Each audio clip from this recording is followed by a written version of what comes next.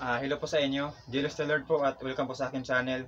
Ngayon, isi-share ko sa inyo kung paano ako gumawa ng pattern ng gown. So ayan, start po tayo. Ito po yung ating measurement ng ating gagawin tutorial ng gown. Ito siya. Sa ating shoulder is 15, sa ating back figure is 17, ang back bust natin na sukat ay 36, sa empire ay 30, sa waistline 30. So ito yung sa bandang figure.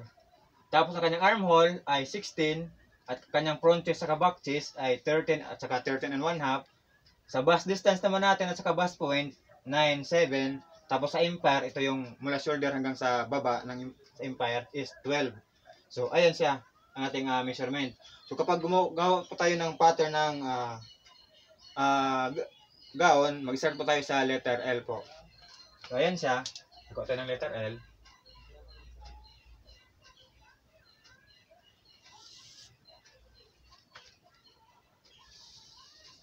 So ayan, so meron tayong letter L na line.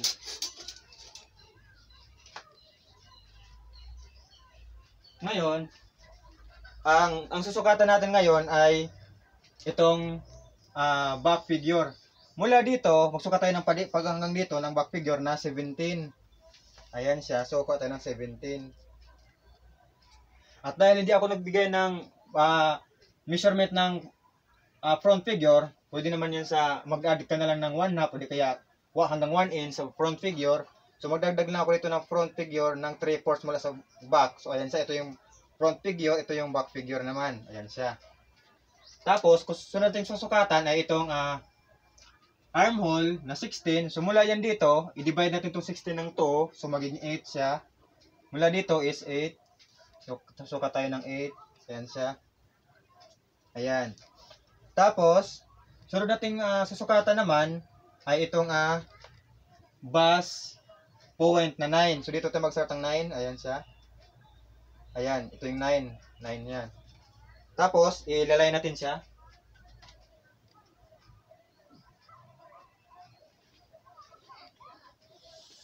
Ayan. May isa pa pala tayong susukatan mula dito. Ito naman yung empire na 12. Ayan siya. Itong 12. Mula dito, 12 tayo. Ayan. Ito yung empire natin. So, ayan. Ito, ilalay lang natin ito dito sa taas. Ito yung ating bust point. Ito sa ilalay natin yan sa dito. Kahit dito lang po, pwede mo rin isagad dyan.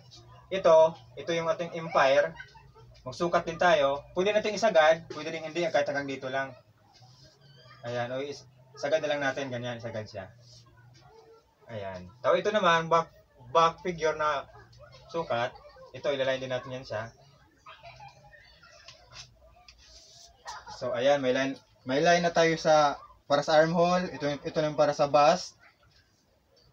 Ayan. Tapos ito naman yung sa empire. Ito naman yung sa back figure. Ayan siya. Tapos, ang susunod natin susukatan ay ang itong shoulder. Shoulder. Ang shoulder niya is 15. So, mula dito, sukat tayo ng 15. Ayan, 15 siya. Ayan. Tapos dito, para sa neckline, sukat tayo ng, mula dito is 3 inches yan hanggang 3 and 1/4.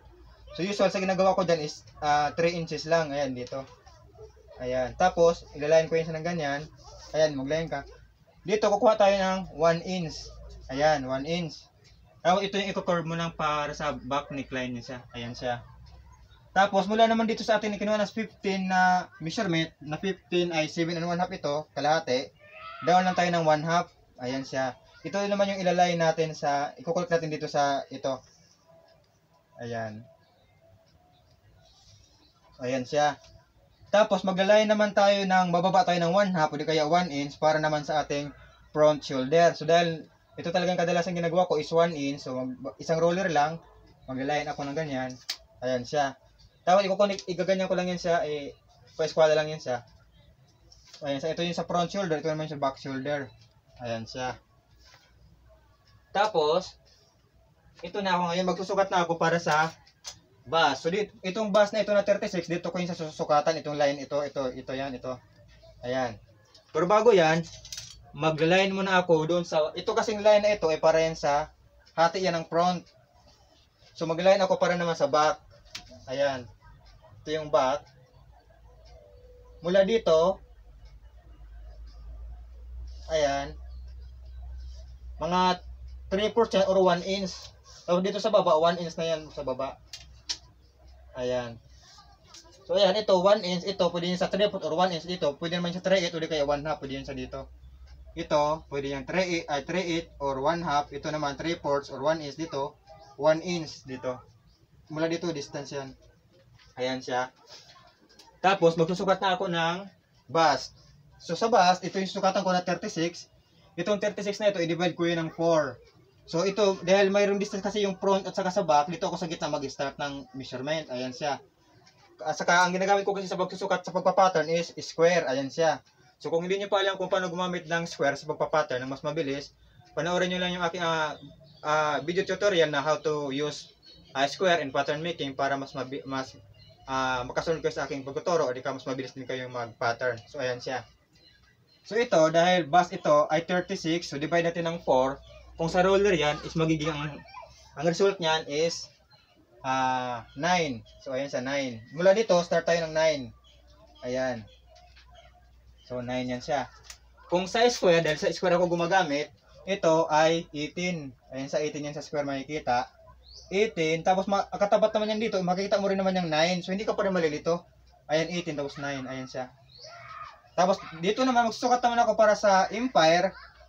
Bababa ako. Ito yung line na kinuha kong empire. Ito, hatiin ko sa gitna. Kung halimbawa ito ay 3/4, edi 3/8 ako dito. Di kaya kung 1 inch, di 1/2. Sa gitna lang ito, gitna. Ayan. Itong 30, ayan, mamark ko yan siya. Kung sa square yan, makikita natin yan is 15 or di kaya sa kabila naman is i-divide natin ng 4 is 7 and 1/2. So meron ditong 7 and 1/2 sa square, meron din ditong 15. Ayan siya. Ayan siya 15, ito yun siya. Tapos dito sa waistline naman sa figure, ito yun siya. Maguguhitin ako dito sa gitna, ayan dito. Tapos itong 30 na ito, divide din na niya na 4 or di kaya sa square, makikita yan natin sa 30 is 15. At ang katapat niya is 7 and 1/2. So, ganun pa rin siya. Ayan siya. Tapos, ayan na siya. Dahil mayroon kasi tayong ginagawa na dart sa ating body, depende sa laki ng dart na gagawin natin. No? So, ako, usually ginagawa ko is 1 inch. So, mula dito, ang ginagdag ko ng dart dito ng 1 inch, dito ako yung nagpa-plus naman ng 1 inch. Ayan, 1 inch yan. Tapos dito naman, 1 inch. Ayan siya, 1 inch. Tapos, ito naman yung i-connect natin. So dahil meron kasi tayong, ang front kasi mas malaki kasi ang parts ng front compare sa back. Pwede tayong magbaba tayo ng 1/4 para sa back at aakit naman tayo ng 1/4 para sa front dito sa ating lalay ng gitna. Pwede ring 1/2, 1 inch, 1 inch, bali 1 inch ang kanyang distance, ganyan. So ito yung usual na ginagawa ko, 1 inch. So dito ako, ito yung lalayan ko, ito mula sa gitna na kinuha natin, maglayan ako dito ng 1/2, tapos baba ako, akit ako ng 1/2. Dito, baba ng 1/2, akitin ako ng 1/2. So, ganyan siya. So, ito na yung i-connect ko. Ayan.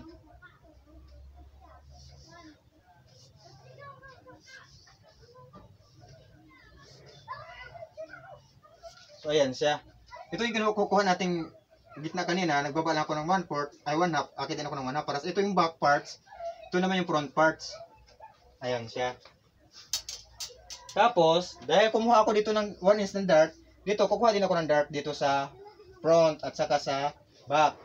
Ngayon, dito, ito kasi yung bust point natin na 9.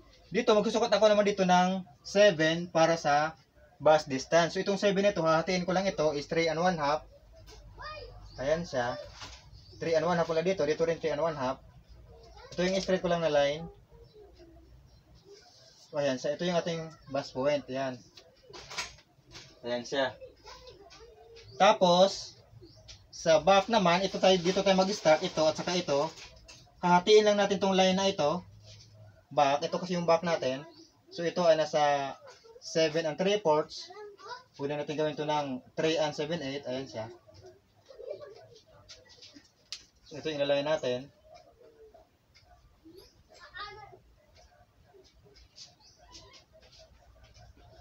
Ayan. Para sa ating back. Ayan siya. Tapos, ito naman yung igagawin natin. Dito sa Empire, mas malaki yung gagawin natin na, na dart kasi front siya. Ito kasi yung bus niya eh. So, dahil sa 1 inch tayo yung ginagawa natin dito, gagawin natin itong 1 and 1/2. Ayan.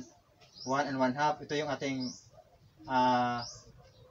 dart sa front. Tapos dito, 1 inch tayo dito sa baba. Ayan. Ayan. So, ito yung kukulik natin. Ganyan.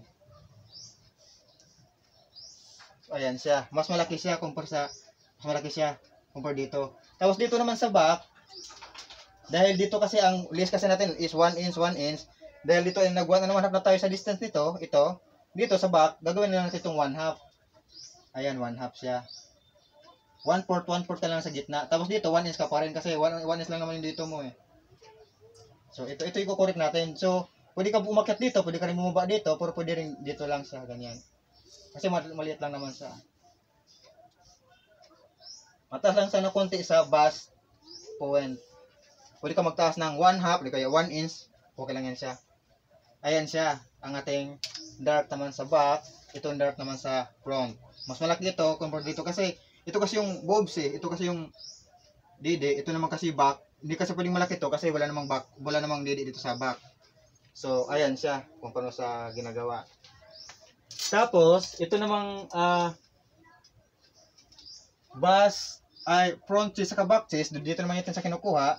Ito, estimate mo lang yan ito at saka ito.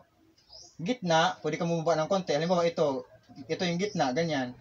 Kunin mo yung gitna, tapos baba ka ng konti. Pwede ka rin sa gitna, okay lang din yan. Pwede kaya baba ka ng konti na 1/2, pwede kaya 3/4. So, ayan, sa front at saka back, ilan siya? 13. So, kalahati ng 13 is 6 and 1/2 para sa front. Sa back chest naman is 13 and 1/2. So, ito siya. 6 and 3/4. Ayan siya. Ito naman i-connect natin para sa armhole. Ayan siya. Ito yung hangganan natin sa armhole para sa back chest. Ayan, i-connect lang natin siya. Gamitin na lang yung J-curve. Ayan. Ito naman yung sa ating front chest. Ganyan lang natin siya. So, ayan. Tapos ito, i-connect lang natin. Didiretso lang natin to. Ayan. Ayan siya. Tapos, ito, susukatin natin itong armhole na ito kung tatama ba ito sa 16 na ating armhole. Kung halimbawa, susubra ka, mas malaki itong armhole na ginawa mo, pwede ka umakyat dito. Ganyan. Depende sa hanggat maabot mo itong 16 na ito. Kung halimbawa naman, ito ay maliit naman, pag susukatin mo ito lahat, halimbawa ito, sukatin natin. Kung ilan ba ito.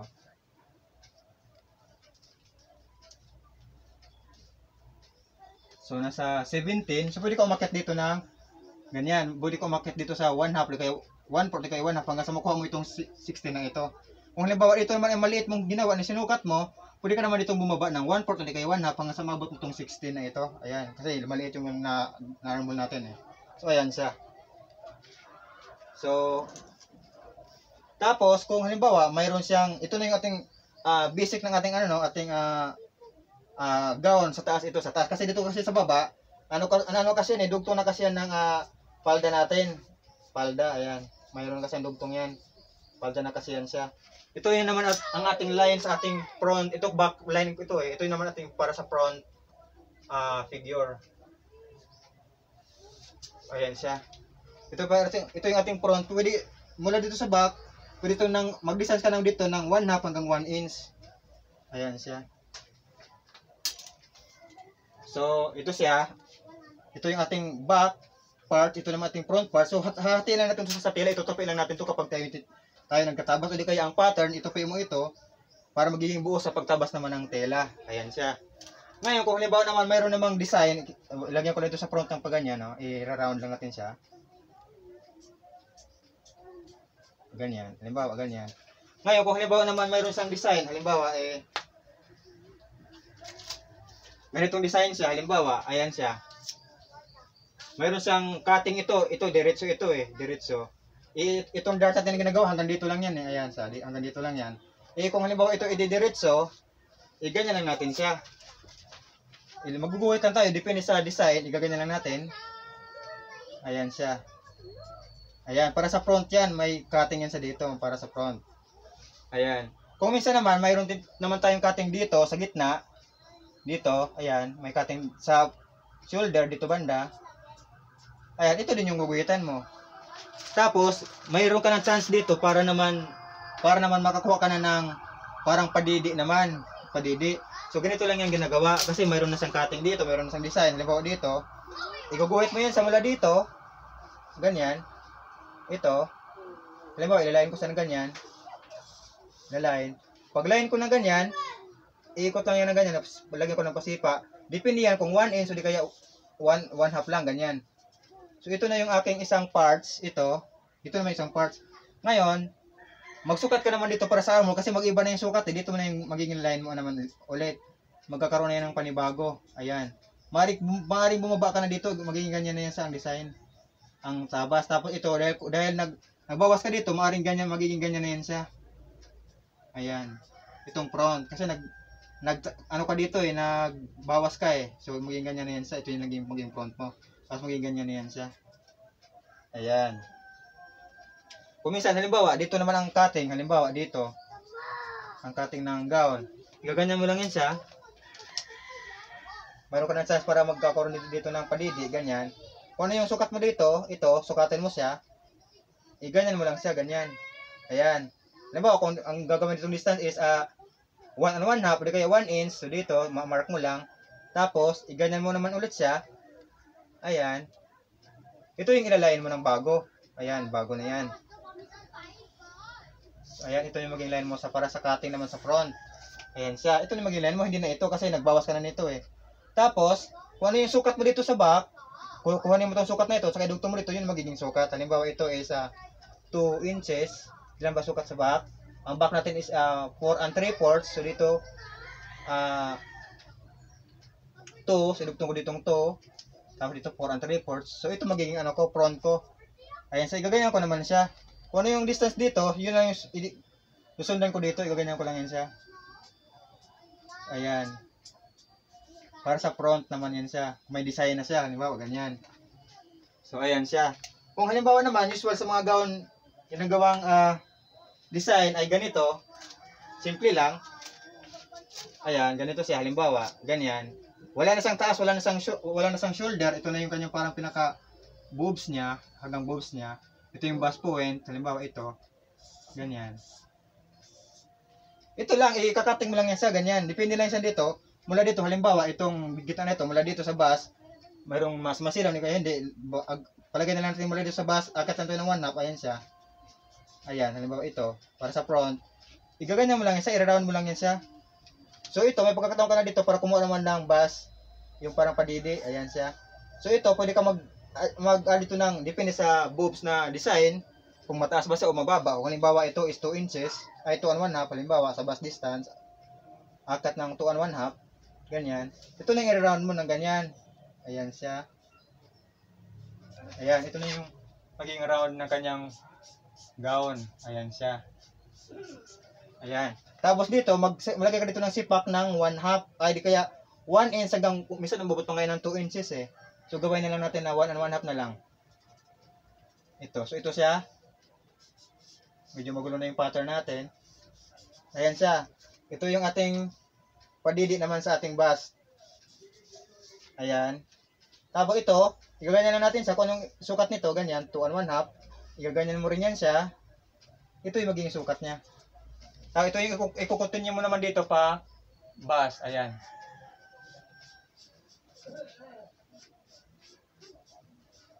So, ayan siya. Ito yung design na ito. Mayroon siyang cutting dito. Mayroon siyang cutting. Ayan.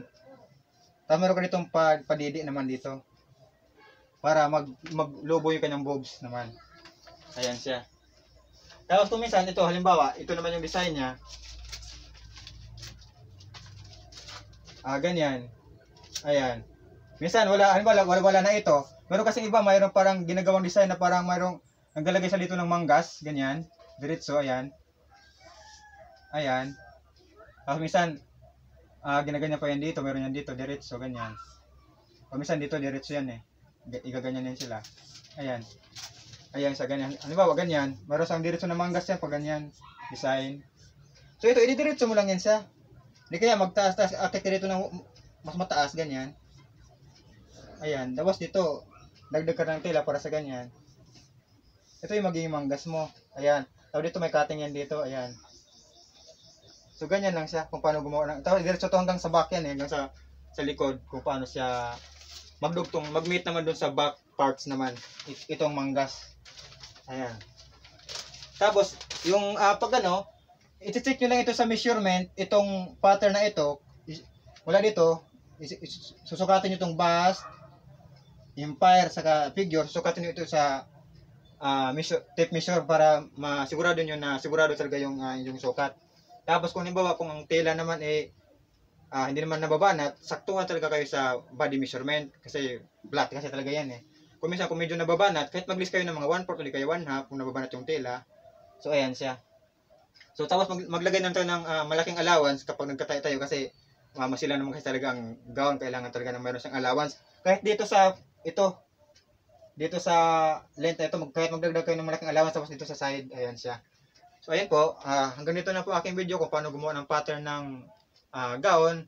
So pa-subscribe na lang po, like and share. Tapos